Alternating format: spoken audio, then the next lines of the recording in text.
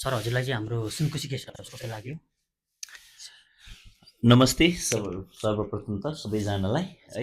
Sunkoshi guest हाउसमा आउँदै गर्दा म दैलेख अनि सुर्खेत बस्दै आएर हजुर ठ्याक्कै हिजो साँझ मलाई यहाँनिर बस्ने अवसर मिल्यो।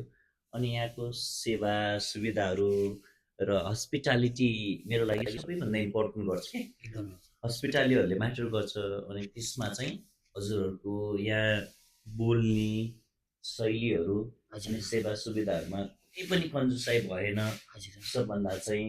र काहीँ पनि हुन्छ नि एउटा त काठमाडौँ हो होटलहरू टन्नै छन् भन्ने खालको भएन। हजुर सबैभन्दा ठुलो कुरा मलाई त्यो लागेर हस्पिटालिटी तपाईँहरूको पर्फेक्ट छ त्यति भने।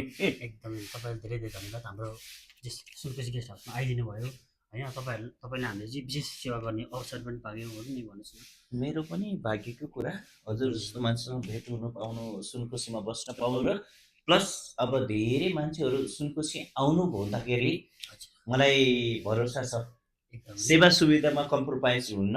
हजुर अब तपाईँ आफैले गल्ती गर्ने खालको कुराहरू गर्नुहुन्छ भने त्यहाँ पनि छुट छैन। एकदमै सुनकोशीले दिएको सेवा सुविधामा होइन उहाँहरूले चाहिँ लापरवाही केही गर्नुभयो भने हो त्यसमा चाहिँ अब हामीले विशेष के गर्छ ध्यान त दिइहाल्छौँ हो कि, भन्नुहोस् न। त्यही भएर मैले भने सुनकोशी चाहिँ आफ्नो परिवारमा आए जस्तो लाग्यो मलाई। एकदमै धन्यवाद। सधैँ म आएँ भने र जहाँबाट जसरी जोडिनु पर्दा पनि हजुरहरूसँगै बस्छु है। राम्रो सर, सम्झिँदै गर्नु हाम्रो सुनकोशी गेस्ट हाउसलाई। Okay sir.